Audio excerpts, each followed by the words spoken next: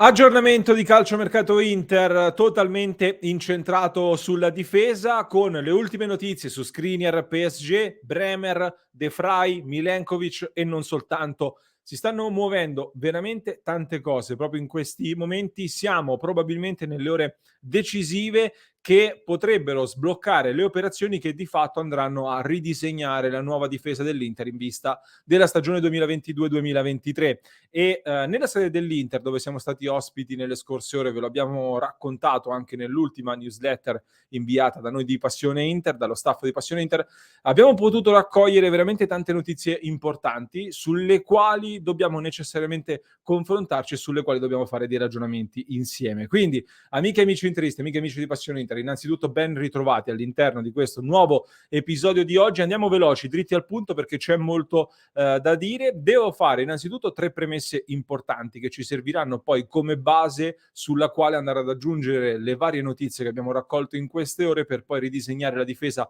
22-23 e poi chiedervi anche un parere, una vostra opinione con una domanda finale. Primo punto fondamentale.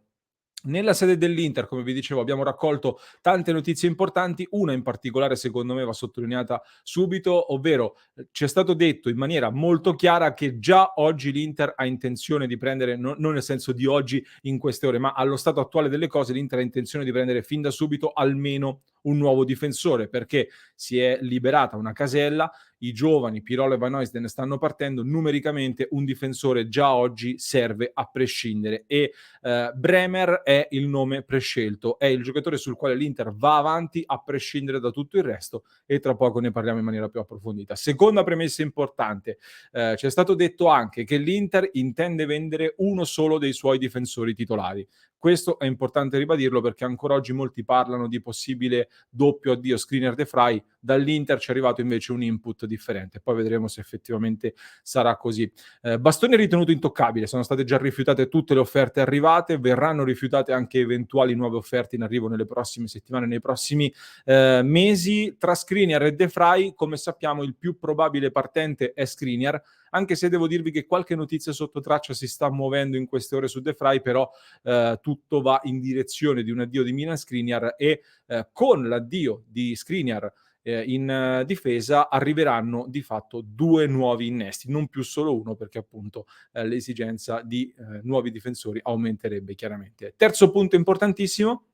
L'Inter, come sappiamo, come abbiamo detto più volte in queste ore, non ha ora l'urgenza di vendere e di incassare soldi freschi, perché ormai la scadenza fissata è quella del 30 giugno 2023 del prossimo bilancio, in mezzo ci sono altre sessioni di mercato, quindi c'è tempo per fare cassa. Però vendere oggi, per quanto doloroso possa essere vendere un giocatore come Milan Skriniar, può rappresentare dall'altro lato anche un'opportunità, soprattutto dal punto di vista tecnico, oltre che economico, perché non essendo in emergenza l'Inter, non essendo con l'acqua alla gola, diciamo così, può permettersi di tenere alto il prezzo nella trattativa e di fare un po' la voce grossa, diciamo così, ma soprattutto l'Inter è convinta di avere già in mano delle alternative abbordabili dal punto di vista tecnico, ma soprattutto che vengono viste come potenziali grandi affari, sia economicamente che tecnicamente parlando. E ora andiamo nel dettaglio. Prima però vi ricordo, se ancora non lo avete fatto, di iscrivervi al nostro canale, perché proprio ieri stavamo controllando sul nostro analytics di YouTube le varie statistiche e abbiamo notato che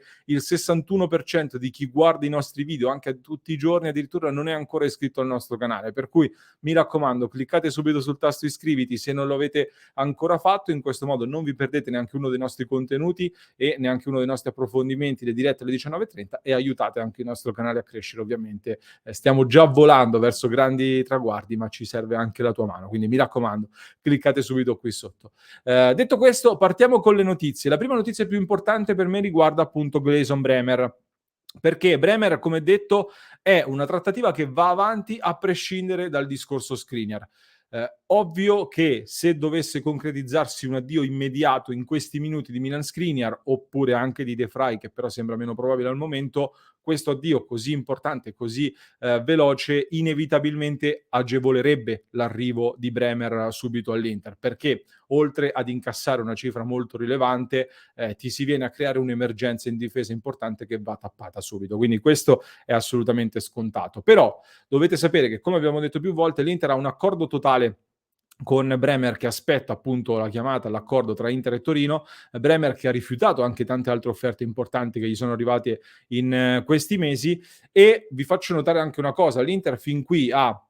operato più o meno a zero, nel senso che alle uscite che sono state messe a bilancio sono corrisposte poi delle entrate, tra giocatori arrivati a parametro zero e giocatori arrivati in prestito con riscatto che poi viene rimandato al prossimo anno. Quindi più o meno entrate ed uscite si equivalgono, quindi è molto probabile, molto giusto pensare dal mio punto di vista che le prossime cessioni che andranno a concretizzarsi nelle prossime ore sbloccheranno la trattativa con il Torino, una trattativa che proprio nelle scorse ore è entrata davvero nel vivo, perché c'è stato un incontro prima tra l'entourage di Bremer e la dirigenza del Torino, e poi in seguito tra la dirigenza del Torino e il direttore sportivo dell'Inter Piero Ausilio. Si sta parlando quindi di un'operazione da circa 30 milioni di euro per il cartellino del difensore brasiliano. Il Torino vorrebbe inserire nell'affare il nostro giovane talento Casadei. Un amico intermediario mi ha anche detto che nelle idee del Torino Casadei potrebbe un po' sostituire Pobega, che è tornato al Milan dopo il prestito della scorsa stagione. È chiaro che Casadei arriva con una esperienza inferiore, non avendo mai giocato in Serie A ancora, e arriva anche con delle caratteristiche leggermente differenti, però questa è un po' l'idea. L'Inter dal canto suo non vorrebbe perdere però il controllo di Casadei, comunque si sta lavorando, le sensazioni per me sono molto buone in questo momento. Sono sensazioni buone anche perché nel frattempo i soldi, diciamo così, da dare al Torino potrebbero arrivare dal Monza. Monza che secondo il giornalista Alfredo Pedullà in particolare sta cercando di sbaragliare la concorrenza su Pinamonti e sarebbe addirittura disposto a mettere sul piatto i circa 20 milioni di euro che l'Inter vuole per vendere Pinamonti. L'Inter, come vi abbiamo già detto anche nelle scorse ore, anche qui vorrebbe mantenere il controllo del cartellino di Pinamonti, cercando di inserire un'opzione di riacquisto, come vi avevo già detto, però quelle cifre sui 20 milioni e forse anche qualcosina in più, l'Inter valuta a malincuore il sacrificio, proprio perché la cessione di Pinamonti permetterebbe di andare poi a prendere Bremer, che secondo l'Inter è un assoluto difensore top per il prossimo futuro. Quindi dipende tutto da Pinamonti adesso, che però comincia ad essere concretamente tentato dalla proposta del Monza dopo aver accarezzato l'idea di andare all'Atalanta, ed è attratto dal Monza anche perché, parliamoci chiaro, il Monza è una squadra neopromossa ma soltanto sulla carta, visto che sta dimostrando grandissime ambizioni, sta facendo un mercato importante, sta costruendo una squadra che vuole essere la sorpresa del prossimo campionato. Quindi occhio. Questo per quanto riguarda allora la soluzione, la situazione relativa a Bremer, che per me rimane molto molto calda per l'Inter, che potrà chiudersi a metà della prossima settimana. Più o meno i giorni in cui dovrebbe chiudersi la cessione di Skriniar al PSG. Vi ho già raccontato i dettagli di quello che abbiamo raccolto su Skriniar e non mi ripeto, lo trovate negli scorsi episodi sui nostri canali. Qui vi aggiungo solo e soltanto una notizia riportata dal Corriere della Sera, che ha parlato in queste ore di un ultimatum che avrebbe lanciato l'Inter nei confronti del PSG. L'Inter vuole avere entro martedì la risposta definitiva dal club francese, che o offre i 70 milioni più bonus che possono convincere l'Inter a vendere il difensore, oppure devono mollare la presa. Vedremo se questo ultimatum sarà rispettato e vedremo di capire se appunto martedì potrebbe concretizzarsi questa cessione che sbloccherebbe molte cose. E paradossalmente Skriniar potrebbe sbloccare più Milenkovic che Bremer, nonostante Milenkovic costi circa la metà, tra l'altro, di Bremer. Questo perché, come detto, Bremer va avanti a prescindere, è un binario a parte, quindi può farsi coi soldi di Pinamonti e altre operazioni minori e riempie la prima casella rimasta vuota in questo momento. Mentre Milenkovic sarebbe il secondo colpo in difesa che serve e che viene fatto con l'addio di un centrale. E anche qui da parte dell'Inter c'è molta fretta e quindi questa notizia dell'ultimatum mi sembra sensata, perché su Milenkovic nelle scorse ore si è fatto sotto anche il Napoli che ha buoni rapporti con l'entourage del giocatore, soprattutto con l'agente, un agente che è molto influente, e anche la pista Napoli, quindi è una pista da tener d'occhio, perché la società di De Laurentiis ha in ballo con lo stesso agente anche la situazione relativa a Koulibaly, quindi occhio. In generale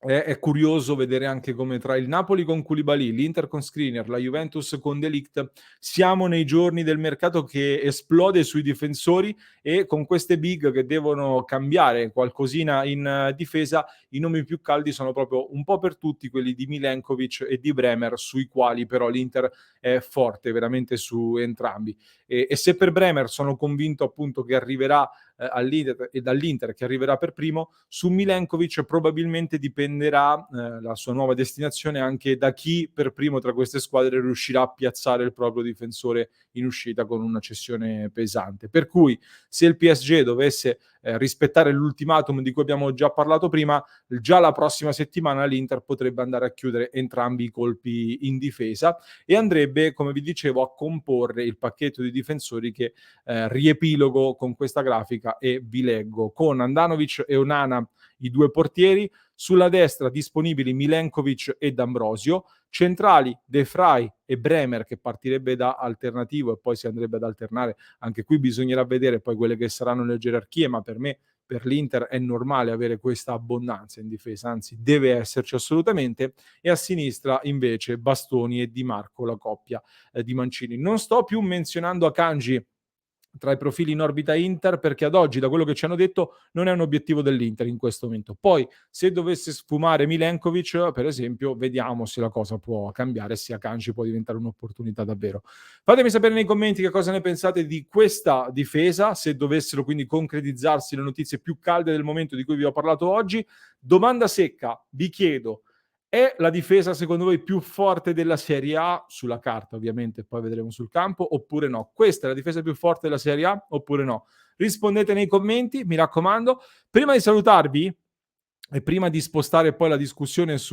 nel club di Passione Inter, dove sapete ci sentiamo 24 ore su 24 con i ragazzi di passioneinter.club, per chi ci ascolta in podcast, vi voglio lasciare in descrizione il link ad un episodio in cui abbiamo approfondito, oltre al tema difesa, tutta la squadra, tutta la rosa 2022-2023. Se ve lo siete perso, mi raccomando, in descrizione trovate il link per recuperare questo podcast molto approfondito su tutta quanta la rosa con tante altre notizie di mercato. Mentre per chi ci sta seguendo da YouTube, vi porto dentro la sede dell'Inter e vi linko quindi il video in cui vi porto a vedere, a visitare la sede ufficiale dell'Inter dove sono stato, ho potuto vedere la sala dei trofei e non solo. Se non l'avete ancora recuperato, ma anzi riguardatevelo lo stesso perché secondo me è un bel video fatto dal nostro Francesco e vi fa vivere l'emozione che ho provato io di visitare la sede dell'Inter. Ve lo lascio qui, mi raccomando, quindi guardatelo subito e cliccate qui.